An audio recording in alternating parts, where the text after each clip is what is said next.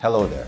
My guest this week is Yamina Karitanyi, the CEO of the Rwanda Mining Board. She is here to help explain to us what the board does and why it is so important that our mining sector is developed.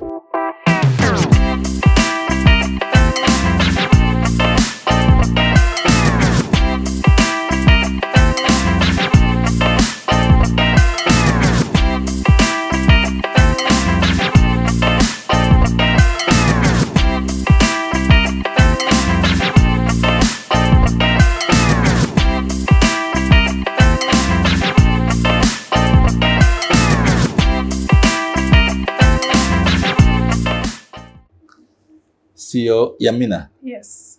Welcome to the long form. Thank you very much.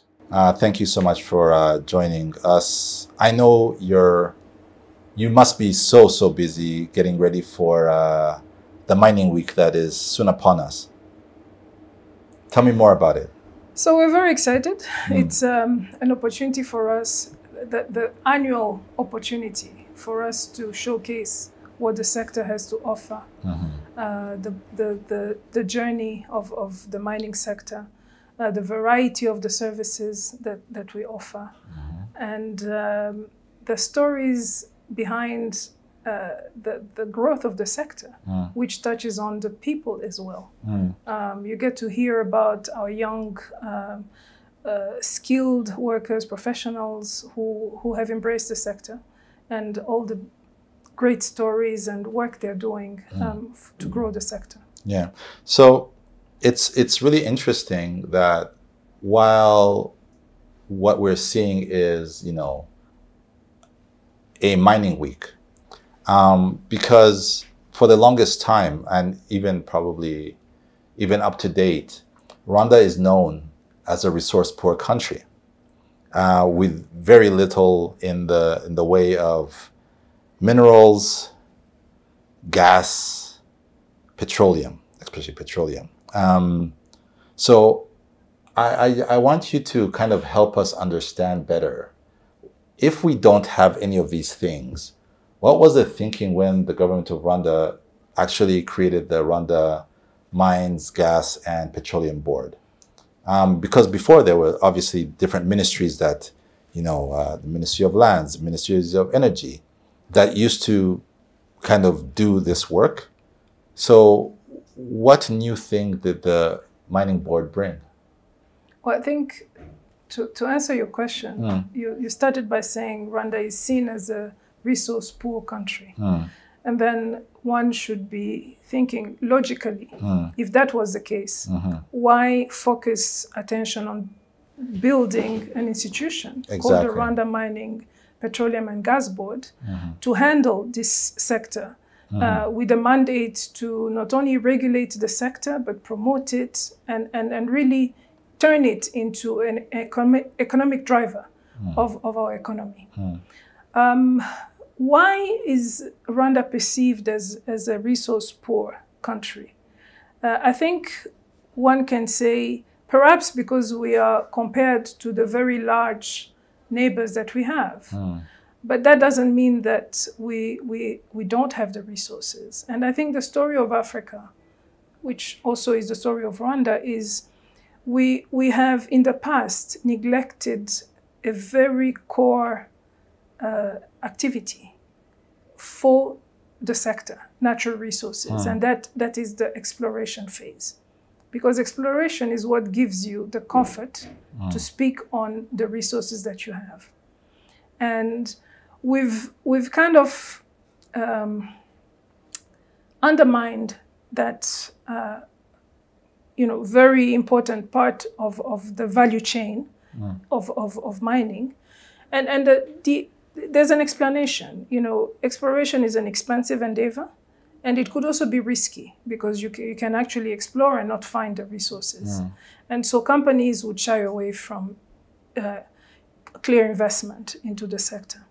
But what we've done at the Rwanda Mining Board is collate information that we've had from all the exploration that has taken place since 1968, which has given us the confidence to today speak to the large reserves that we have and these are initial findings, that goes into $150 billion Wait, plus. wait. What are you? Okay.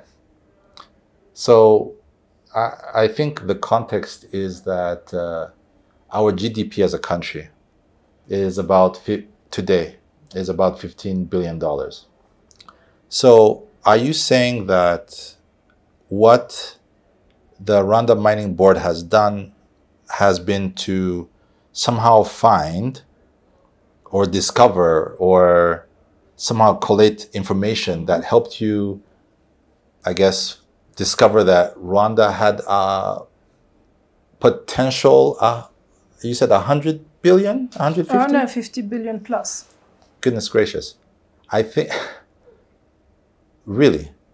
Yes, and it's And those are, okay, wait. No, these are certified numbers. These are not numbers. Actually, these are numbers that have been worked on, I said 1968. So we were not even, as RMB, we were not an institution. But we've had the government undertake this exploration work.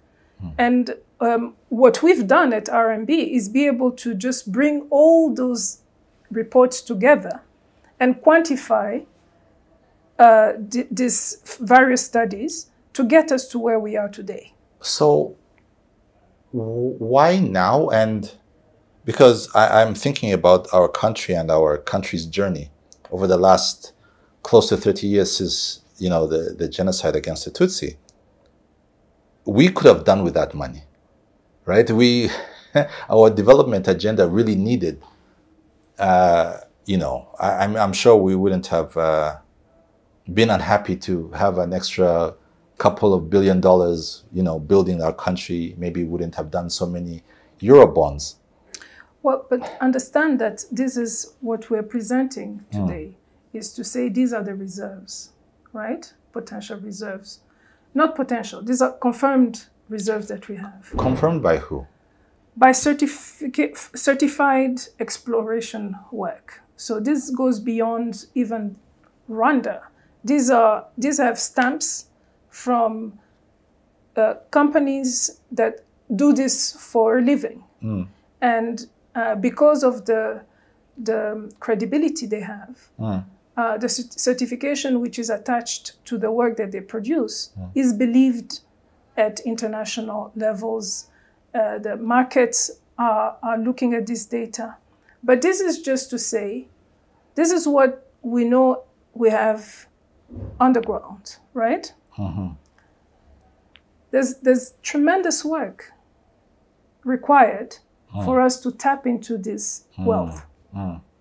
So it's not going to happen tomorrow. But I think I'm thankful for this effort, for this work that has been ongoing, to at least get us to a starting point. So let's call this a starting point. The starting point of knowing that we have this much, these attractive reserves, and then the work becomes, how do we tap into it? Obviously. To capitalize on a portion of it. Because the reality is, the next stage will then include deep drilling. So you understand if this one concession has, let's say, expected 10 billion. What's a concession? A concession is in an area which we determine and give to, say, one who would require a license, become an owner of that concession. So it's a piece of land which is determined through our licensing department to then issue that as almost like a land title, right? And so with that, you will have this area for mining. So it's almost like, if you're building a house, you get a ichemezo chukuwak. Right. Yes. A building permit, a land title. So a concession pretty much is when you I guess the Rwanda Mining Board, are you the ones who give out the concessions? Right, we're we give out the license for you to exploit the concession. Okay, and then when I have my concession, then I can drill and dig and mine as much as I... Right, we agree, you give us a plan, so we understand and agree on what you will do on that concession. Most of the time, we require that you start with an exploration phase, which goes between 3 to 5 years, after which the results of that exploration will give you data to understand the requirement in terms of financing, infrastructure, and the techniques that you will need to mine for you then to be able to start capitalizing on that concession. Yeah. Really interesting. So you've been CEO for, I did a small Google search. You've been CEO for slightly over 2 years now. So congratulations. Thank you. Time flies. It really does. But before that, I would not say that you were a mining expert. You were High Commissioner in Kenya, High Commissioner of Rwanda in the UK. And even before that, you were at RDB, Head of Tourism and Conservation. So coming from those two places, I kind of want to know, did the experience that you got in diplomacy and conservation and tourism, how did that experience help you in the job that you have now? Were you able to pick some certain things, aspects, or was it more a case of learning on the job and, talking to your colleagues and just, hoovering up as much information as possible? A little bit of both, but let me just start. When you package it the way you just did, it just kind of makes me thankful for Rwanda.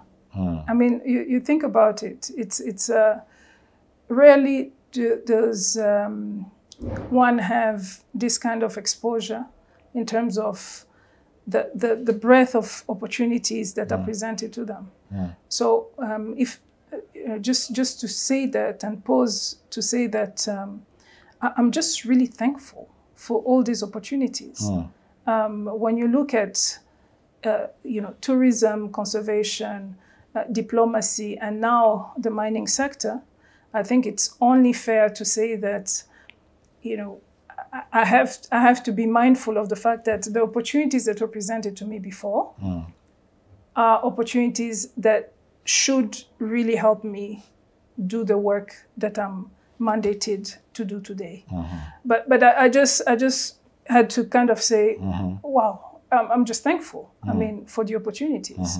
And so to answer your question, the exposure that I've had before, of course, it's everything is a stepping stone if you're willing to learn. Yeah. And diplomacy gives you it's kind of such a huge opportunity to see and learn about so many sectors, so many views, global views. And then tourism and conservation, in a way, is not very different from mining, because you're talking about land, right? It's all linked to land, management of the land. And even in conservation, when you look at tourism, how does tourism affect conservation? And for mining, even more accurate, right? Yeah. How does mining affect climate change, environmental degradation, which is a real concern, and part of the regulation that we have to do to ensure that there's minimal impact to the environment. We still have a long way to go. Yeah. But there's an opportunity in that sense as well. Half of our team are actually environmentalists, because you do not want to focus so much on the mining expertise and minimizing the challenges that mining would bring. The environmental impacts. environmental impact is real, but this doesn't apply to mining only. Anything that touches on the land, including tourism, right? Agriculture, all these things that are required for our survival are linked to land. And I think the challenge or the opportunity is to work hand in hand, understanding action and impact on the environment. So I follow RMB, Rwanda Mining Board, on social media. And a couple of weeks ago, I saw something that, made my eyes go. Someone from your PR department posted that over the last 9 months, the first 3 quarters of this year, from January, Rwanda had exported minerals worth slightly over $800 million. The number made me, whoa. But what was particularly surprising was that the entirety of the previous year, 2022, we did not hit $800 million. So that's amazing news. That's surprising news. And if this continues, if you're looking at, by the end of the year, with the next 3 months, so probably October, November, and December, that's the last quarter. It would not be outside the realm of possibility that we'll have exported about close to $1 billion, if not more than $1 billion. Right. That's 10% of our GDP. It's good news. It's exciting news. And in fact, over the last 7 years, we've tripled our export revenues. So this is a trend that has been happening for the past few years. And the reason are twofold, I would say. One is the price of the minerals. Though they continue to vary, we've seen increase in prices. And what minerals? Because I guess a lot of people are not experts in, like you are, in I'm not mining. an expert. I'm still learning. Yeah. But it's an exciting So portfolio. What are our biggest exports? So gold is in terms of Gold. margins, yes, gold. But we have what we call the 3 T's, tin, tantalum, and tungsten. And tin and tantalum are used in electronics. You know the story of coltan, feeding the mobile telephony. We also have the hot commodity now, lithium, which has been found in quite important reserves in Rwanda. And that also has added to the numbers of our export. But we also have the gemstones, those that you make very nice jewelry from. We have good high grade of amethyst, sapphire, tourmaline, and a few others. So those are the minerals that have been found in Rwanda. Yeah. Other minerals as well, just that we haven't gotten to the exploitation of these minerals, which is part of that initial reserves I mentioned. But if I may, what we are actually selling right now that is bringing us this year close to $1 all billion. those minerals: gold, tantalum, which is called tin, tin, cassiterite, tungsten, wolfram. That's used in ammunitions mostly. And then we are also exporting lithium, and we're exporting gemstones. Okay. Yeah. And so I want to ask, so obviously those, especially the 3 T's, we've always been, I guess, historically exporting them. What, other than commodity prices increasing because of obviously Demand. is there anything else that we've done to maybe increase how much we're sending to the market? Of course, and that's the part of professionalizing the sector that I mentioned. So we are increasing our mining techniques, which are giving us better recovery of what we've been mining. What do you mean? So remember, traditionally, you would literally have a miner spend their time manually separating the minerals. Now we have equipment, we have electricity reaching the mines, which is giving us better recovery. So going from maybe 20% to 40%. We're not there yet. With the ongoing interventions, we are hoping to even double the quantities that we are mining as of today. So are you saying that, so I can fully understand what you mean by this, and so our listeners can fully also understand. So you're saying that our local Baturaje miners would, dig whatever they dug out, and then they would try to separate it themselves the best way they could. And because maybe they're using their bare hands, maybe they're... And only, separating the eyes and the hands. That's right? it. So a lot, they'll only pick what you said, 20% Yes. of the potential... Of the minerals being mined. Okay. So you mine... Yes. You take 20%. You only sell 20%. And then the rest, you'd probably think it's mud, and then they'll throw it away. The good thing is it remains around those areas, and is also a new business proposal that some of those, if you go to, we call them tailings. If you go to a mine, you'll see mountains of dirt. But it's actually minerals, and some of it have higher content than what we've But then they sold. are probably not, they might be smaller than the eye can see. Right, so that's why you need mechanization to ensure that you can recover all another of this percentage. Okay, Yes. and so what you're saying is that because we're more and more of our industry is becoming less and less artisanal or based off of, individual Baturaje or individual Baturaje artisanal, yes. which is just using bare minimum elements, tools to mine. Yeah. So we are graduating to start using the mechanical elements, which will ensure that we're recovering more of the minerals. So meaning that compared to say 5-10 years ago, the same mine, when you are mining and getting only 20%, today you are getting at least 40-45%. So you're probably more than doubling your output without necessarily doing more, because it's the same amount of you dirt. are only changing your processing techniques.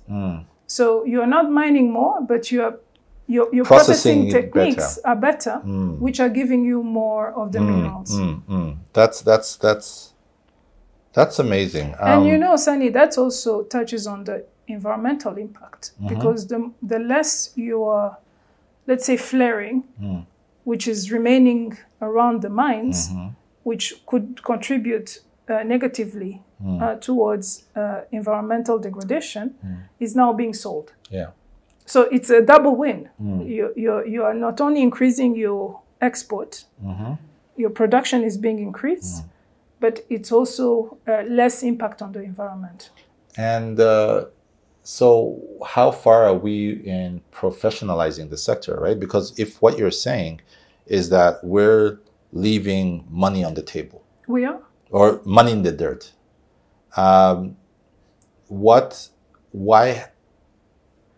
Why haven't we moved faster, or why has not more money not been pushed into the sector to actually create more value? We're working on this. It's always difficult to answer why. I mean, I think it's appropriate financing for the mining sector has not been realized. I think that's a point I would need to emphasize. What do you mean? What I mean is the financial sector, let's say just in Rwanda, still fears the mining sector. They don't understand it. And it's normal that they don't understand it, because until and unless you have exploration data certified exploration data, to be able to say, well, let me give you a simpler example, one that people would understand better. If you have a house and you want to sell the house or you want to rent the house, if your house was built for 50 million versus a house that was built for 500 million, obviously the rent is different, or the selling point would be different. Obviously. So if you go to the bank with that as a collateral, and you have a 50 million house, you probably easily could get 20 million for rent, for loan. Yes. Same as if you have a house that's worth $500 million, you can easily get 200 million for loan. That's what we're saying for the mining sector. Today, a concession has no real value attached to the reserves they have, which makes it very difficult for a bank to have a conversation with this miner and actually loan to them. So we don't have instruments in our banking sector that speak to the mining sector. So just to make it simple. So what you're saying is, because if we use the same example of the house, so what you're saying is this miner has a concession that was given by the Rwanda Mining Board. He wants to get money from the bank. The bank will ask, but what is the worth of this thing that you want to mortgage? Right. And what you're saying is that the challenge is that it might not just be the bank that doesn't know the value. Even the miner might not even know the full value. Of course, that's what I'm saying. That's linked to the exploration work. Because if we had proper exploration done, then it becomes easy to get financing. Yes.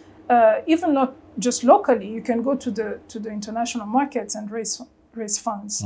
And that's the purpose of our focus on de-risking this sector.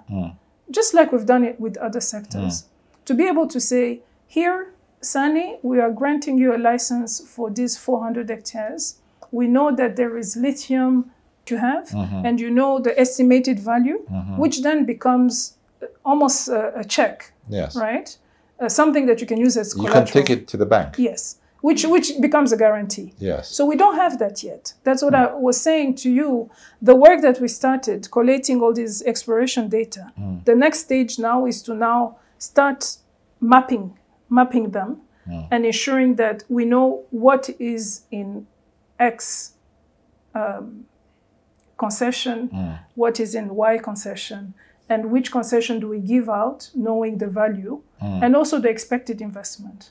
So, and even maybe the expected tax revenues. Of course. Right. And better negotiation for government. Because when I'm giving you something that I have clear value attached to it, the negotiation becomes clearer for all involved, right?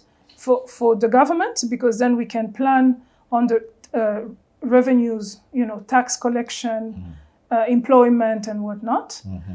And for the business person who's been granted the license, who can then plan and understand where they can go for financing to be able to exploit the mine. That's really interesting. So I'm hearing all of this, and I'm hearing what you're saying about, what we've been doing right, what we'll continue doing right. I want to go back to the money question, because that's where I think people outside just mining can really,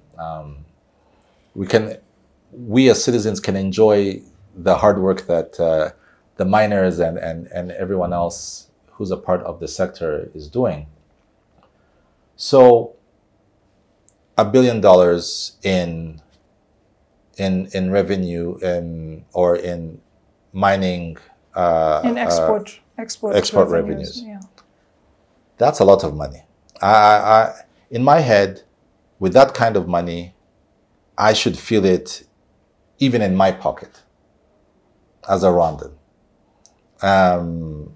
When I see, people in Abu Dhabi and all these, maybe whether it's oil producing countries or, we go to Zambia and countries like that, or South Africa or Botswana, where, they have these, they're sending out billions of dollars. I would think that, we'd enjoy, we'd touch some of that money. Are you in the sector? But as a taxpayer. And so I would think that somehow maybe the money would trickle down to us. So where are all the billions going? Okay, so this is a very important question, and one where I'm really issuing a call. For the billion, why is the billion is not being retained in Rwanda? Where does it? But wait, slow. Yeah, it's not. Help me understand this. It's not. So we mine, then we send it out. Yes. So why doesn't the billion stay here? Because it depends on who is financing the trade. Please make it make sense. So if I'm sending out a ton of cassiterite. I've managed to mine it. Sunny, you are the trader. You are coming to buy from me. I have a price which usually is fixed. It's a fixed price. Who's you? You are the. I'm the miner. Okay, I'm the trader. You are buying from me. Okay. From me, the miner. You are the trader. So you need some money to buy my goods. But Sunny, because you cannot go to a financial sector, a financial institution here in Rwanda, because they don't trust you yet. You rely on someone who's sitting in London or Switzerland or Singapore, who has refineries, and his or her role is to collect, aggregate from the world. Yes. And these people sit on money because they know Sunny has nowhere else to get money from. Yes. And he has to sell it to me. Yes. So you become their commissionaire. Your role becomes to aggregate whatever you can get in country. You sell it to them. And remember, their terms are quite harsh because they know you're at their mercy. Yes. Right? They know you're limited in where else you can raise funds from. So they start coming up with all sorts of charges. A quick example. You're selling them coltan. We said it's a ton of coltan. But then they say, in this ton, only 60% of it is coltan.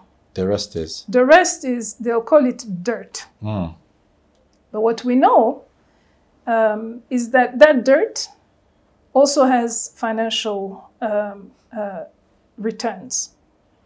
Meaning what? Meaning when you have a coltan as a mineral, it's usually attached to cassiterite. You find the two together. So while they are interested in buying your coltan, and they say it's 60%, the 40% is usually a bit of cassiterite and a bit of lithium. So those other minerals, you're literally gifting it to them. But they're charging you, they're fining you, and they say, we will call these treatment charges because we need to do some work to extract the 60% of the coltan, and it will cost us money. So we will reduce that off of the money that we give you. I heard a funny story, and maybe this one will touch onto that. I read somewhere that when Africans sell their gold to these refineries across the world, that we sell our gold for, say, a fixed price, and then they'll give us that, whatever that fixed price is, and then when they refine the gold, the waste, that dirt that you're talking about, is actually silver. Is that true? True. So what you're okay. So what you're saying is that we give them these things, they fine us for the dirt, and then they create even more value from our dirt that they find us for. Yes. Huh. And that's why, as you know, a policy of the government of Rwanda is to establish value addition facilities in the country. We have already operational tin smelter, so one that takes the cassiterite, the tin from the cassiterite, and sells something else. And we know that they are also getting, out of that refining process, tons of coltan. Which normally, when you sell, again, it's not only are you fined for it, but it's being sold, and the government and the country makes no money. No, and when I mean country is, taxes, but also the trader is equally cheated, and the miner. Yes, but I guess that's wild. I mean, I was going to ask you a question about, if mining was really this thing, I sometimes feel like if mineral exports equaled economic development, right, then the vast majority of African countries would be superpowers. I will not mention them. Oh, there are many. There's so many that are known. Everyone will say this is, whether it's DRC, whether it is Nigeria, whether it's Zambia. These are countries that and Rwanda, I guess. You would think that exports equal economic development, but it seems that that's not necessarily the truth. That the real money is in refinement, is in commodity trading, and I guess value addition. So you get something from a stone, you do some cutting the stone, and then it becomes shiny. You put it on a band, and a piece of rock that was valued at $10 is all of a sudden valued at $2,000. Yes. That's where the real money is. And of course, you on each one of the stones, you're not going to go to the end product, right? Because there's also, it's just like talking about the lithium. If we have a lithium refinery, it doesn't mean that tomorrow we'll have the battery. But then we can. But I'm saying it's step by step. But if we get the refinery, the refinery in place, you're already separating the minerals that are found, and you're selling them separately. So already that's the starting point. And then the next stage should be, yes, can we even evolve and look at what else is happening? I guess I'm more interested in okay, so you're telling us all these nice things, right? And for me, listening to you, it makes 100% sense, right? It's value addition. That's what we've done with our coffee. That's what we're doing with our tea. We're going. That's what we've done with our tourism. It's always been about value addition here. So I kind of would want to know.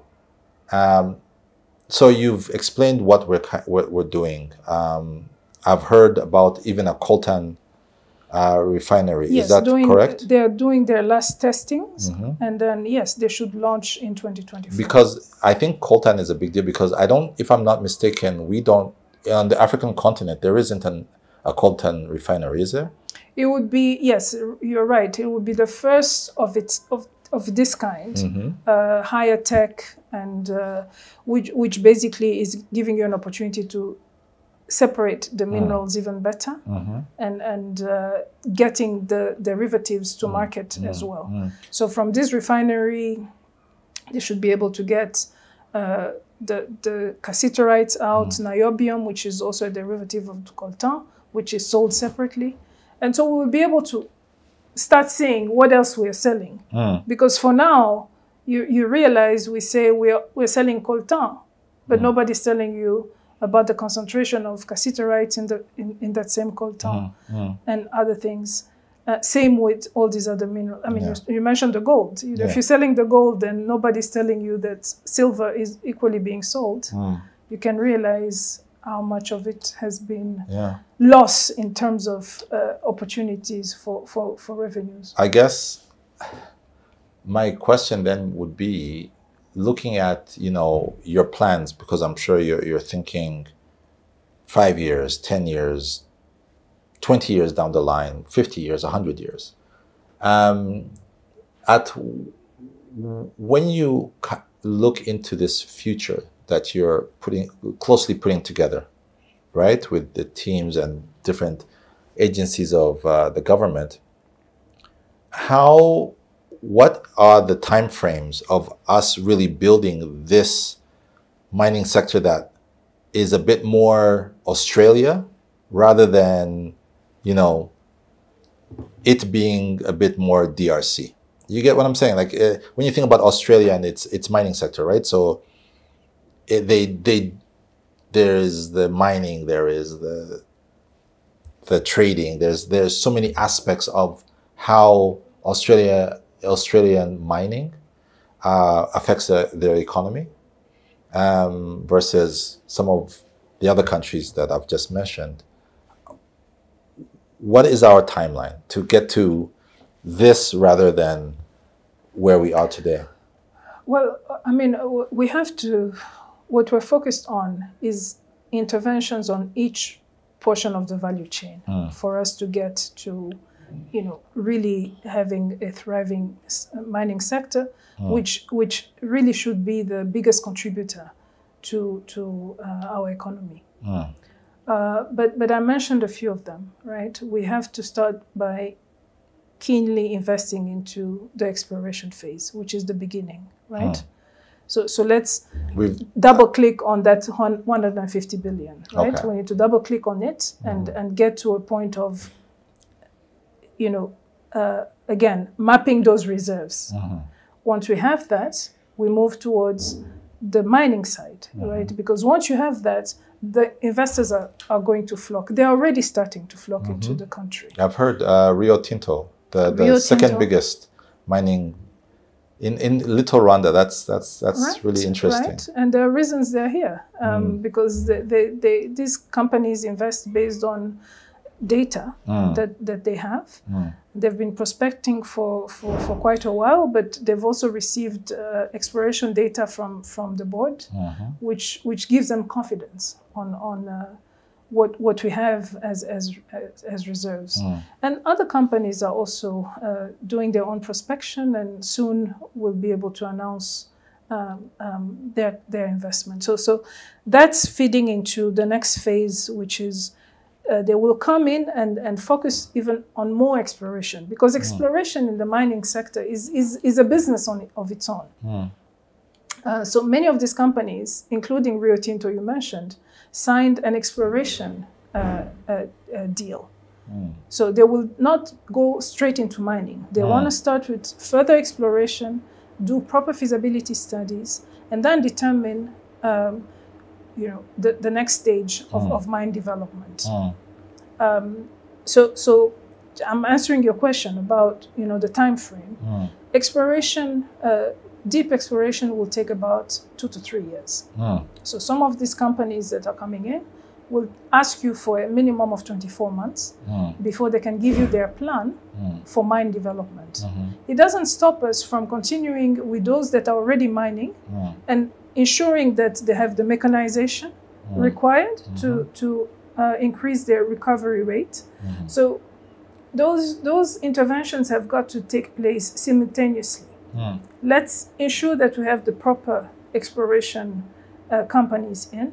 Let's ensure that the mechanization for those mining already is adequate.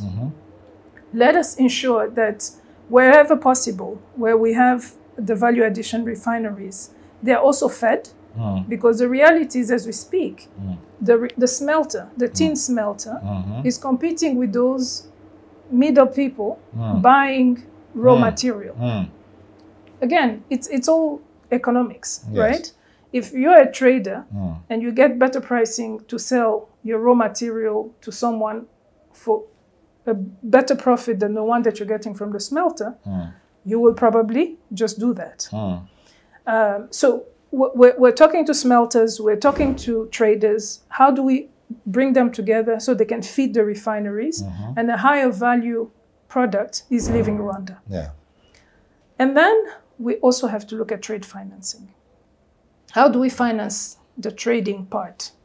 Even before we touch on the heavier financing which is the mining side, we must ensure that the trade financing is localized. That's how we retain the forex. For me, that's one where, and we are talking to the stakeholders. And how, because if I'm a bank, it almost seems like a non-brainer, like a no-brainer to say there's a trader here, he needs 2 billion francs to buy a ton of coltan. And it would, in my basic thinking, if I'm the banker, I'll just look at the coltan prices in, say, China, and I say, oh, you're selling it to China? Okay, if you sell this ton, you'll maybe make $10 million. Obviously, it's easy math. It's easy money. Why? But I think, what is so complex about it? I mean, when you talk to the bank, I think there's been a couple of things. One, the trade part has been dominated by these middle people, middle players. Are they Rwandans? They are not. Okay. They're foreigners, but they would dominate the market, and they established themselves, close traders in on long-term contracts. So you're kind of forced to remain to do business with them, and also the reality is our banking sector has not been aggressive in financing the mining sector. When you speak to the CEOs, I mean, you're a CEO, you probably meet very often, whether it's cocktails, whether it's actually real business meetings. When you tell them these opportunities and the challenges, why aren't they on board? They are starting to respond. They're studying the market. Obviously, bankers fear risk. And again, traditionally, this sector has been seen as a risky sector. But the conversations are starting to take place, and we really hope that the story will be different next time we meet. I hope so too, because it has to be. It has to be, because we, on one hand, we have a need to bring in the foreign exchange. That will not happen if you ignore mining. Yes. And we are sending to market real value. So it should be, and it is a collective task for us to ensure that maximum of these dollars can be retained in country. No, I think, when you think about how much effort we have to put to do, whether it's our service industry and or agriculture, and just how much sweat, blood, sweat, and tears we have to expend just to create that kind of value. It's almost heartbreaking when you tell me that our traders are sending out our natural resources, and some of, a certain percentage of it is, being treated like dirt. That's something that could fundamentally change all our lives here. True. But I think you start with realization. I think the story of Africa being plundered is not new. And often we speak of the mining sector as one which is extractive. It remains extractive. But, I think the conversation now is, we know. I think some of these things. So now we know. Now we know. Before we did not know.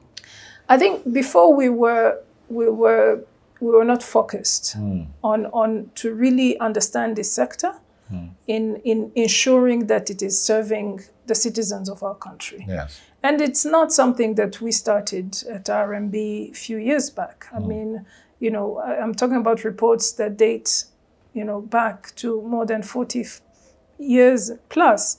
But what I can say is that this government has been very much engaging in finding the solutions that could change the sector, including setting up the Rwanda Mining Board, to really just say, let's have an institution that can just focus its attention on ensuring full capitalization. Again, now we know it's time for us to really act. We need to professionalize the sector, and that comes in with all those elements that I mentioned, you know, exploration, mechanization, so that processing is enhanced, trade finance, but also regulation, right? We need to regulate the sector in a way that responds to the aspirations that the government has set. This includes, you heard a few weeks back, we had to revoke some of the licenses. And that was because? Of non-compliance. So non-compliance means, if I can try to put it in, you know, non-expert English, is when when they get a concession, you know, there are certain responsibilities and obligations they have. We sign a contract. They're supposed to do certain things. Right. We have a contract which sets responsibilities for the board and responsibilities for the license holder. Yes, for the miner. The miner, yes, who owns the license. And these include, you know, production numbers, right? It includes, you know, safety standards within and around the mines, workers' protection, you know, paying social security and all that, and also ensuring that the financial commitment is respected. So what they promised that they would do, they will do. To get to the production. Yes. And oftentimes you look at the production, some of the productions were really minimal.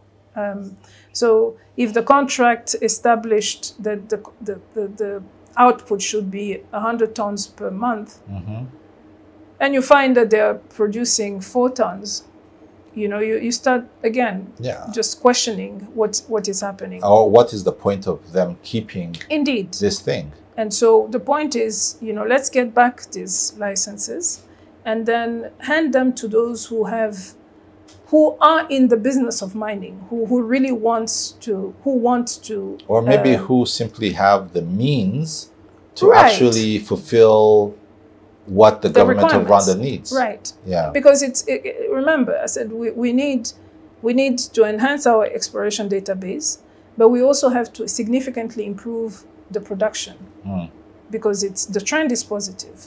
But we can significantly, almost exponentially increase production if the investment is right, and also if the investment and techniques are adequate. Yeah. So I'm going to ask you a question that I'm sure anyone who is listening to you speak probably has on their mind. So earlier this year, I think it was in Geneva, DRC's Minister of Finance, Nicolas Kazadi, was speaking to the world-famous Financial Times newspaper. And they were asking him about, you know, various things, and, you know, Rwanda's previous mineral exports, which were about $800 million, were mentioned to him. And what he said was, and I quote, "All Rwanda's mineral exports all came from the DRC." You know, it's interesting. He's not the only one who makes these allegations. We've had different reports, experts, journalists, academics just keep saying the same thing. I just want to ask you, and be as forthright as possible as you want to be. What is your response to the allegation that Rwanda is stealing DRC's mineral wealth? So, Sani, we've had a conversation. We've been talking for about, I think, an hour. And I think everything that we said is very much within our borders, right? So I would want to understand, and I mean, even the allegation that all of Rwanda's mineral comes from the DRC. Well, I don't even know where you start responding to such allegations. Is there a need to respond? My response is, I'm focused on my mandate I was appointed as the CEO of the Rwanda Mining Board. We are the custodian of about 170 licenses that we are busy with every day. The productions that we're talking about can be confirmed by beyond this board. You know, you talk to other stakeholders. But also we have investors. So if we want to say that all the Rwandans are liars, what about these companies that are coming to set up their investment in Rwanda? What have they seen? We don't have a tunnel going into the DRC. Why are they here? But also, you know, it's such an irresponsible statement from a minister to claim that the wealth is being stolen with no other facts. Because I'll tell you something here, even when you lose one truck of minerals, you have details of the minerals, the amount, the grade, you know. So you know what you've lost. Even in your house, if someone steals something, surely you cannot say they stole my house. They stole elements of things in your house, and you should know what those things are, right? So a blanket statement constantly accusing Rwanda of stealing minerals, but then on the other side, we are producing numbers that can be confirmed and checked, but also the investors are here, right? International investors are setting up their base here. It starts with our governance. It starts with the policies that we have and how we are partnering with these investors to ensure that our targets are reached. So I am not responsible for what's happening in the Congo. That's really not where I spend my attention. I'm spending my attention on building this sector because we believe in it. We see the data. This data, remember I said to you, these are from certified export companies. So these are companies that their brand will take you to the international market. These are the data that we are sharing with all these international players who have come to understand the Rwandan market and who are investing here in Rwanda. So that's where my focus is. You know, I think Azadi and others can worry about their own. I think there's a lot of issues in Congo to be dealt with, including within the mining sector. But it's also a sad reality that continues to give an opportunity for African minerals to just be flared. Because imagine if this region could really organize and become a real hub, you know, in feeding each other, feeding our refineries. I mean, imagine the kind of revenues we would be talking about. That's it would amazing. Go beyond the 150 billion we're talking about in real revenues to the country. So we're not stealing. Is that what you're saying? We are not stealing. We are not stealing. We are building. We are building using our own minerals, and we will continue to do so. And our drive is to ensure that Rwandans benefit. And let DRC deal with their own. But we're not stealing. Yeah. So you've been, like we said earlier, you've been at the helm of Rwanda Mining Board for 2 years now. Easy question. What would you say are your biggest achievements over the last 2 years as CEO? And a somewhat more uncomfortable question, what would you say are the things that you wish you were able to accomplish over the length of your tenure? You know, I think in Rwanda it's never the individual, right? And that's why we see success throughout the country. I think the board, Rwanda Mining Board, has been driving forward these interventions on the value chain.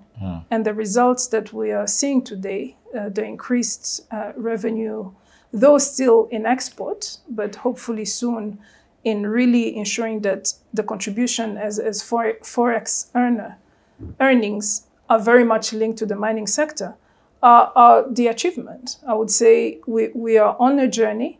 The interventions are clear. We need multi-stakeholders engagement. We talked about the financial sector and others to ensure that they are promoting this sector. I think that's why, linked back to Mining Day or Mining Week, we get excited when we say, here is our presentation, here are the prospects, and we're inviting other stakeholders to join us in ensuring that we can grow the sector properly. So the achievement is just that, to be able to clearly state where the opportunities are, but also being honest about the challenges, and they're there. Challenges include the lack of appropriate financing to quickly grow the sector.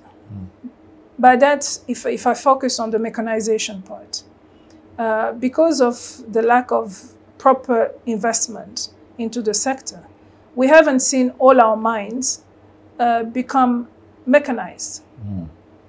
And that's a challenge, because we know that without mechanization, the production remains low. So if that could be addressed, imagine, we would literally double the exports that we have. It's almost like this situation where, because we're poor, we can't do the things that can get us out of poverty, therefore we remain poor. Very well put. And it's a challenge, but I think, again, because of what we're seeing in the sector, the attention we're getting from the international players, will start addressing this challenge. But it remains a challenge. Yeah. So last question, and I know I've taken a bit of time. What is the one thing you want people to take away from this conversation, if they're to forget everything else? We've spoken for an hour. What is the one takeaway that you want everyone to take away from this conversation? If I can ask each one of the people who have listened to this conversation, spend even just 30 minutes of their time to do a bit more research on the mining sector in Rwanda, to believe that we are well endowed in terms of mineral wealth, but that it will require each and every one of us who has any specific interventions to bring into the sector, to join the sector. Because we're trying to move mountains. Literally. And it will need the muscles required to do just that. So the one takeaway is that just like I tell anybody I meet, is to believe in this sector in Rwanda, and if at all possible, to join us as we grow the sector. Thank you so much, CEO Yamina. Thank you. I hope you enjoyed this conversation. I did. I learned so much. Thank you. Let's continue working together to inform. I think it starts with that, information, and then ibyiza biri imbere. Absolutely.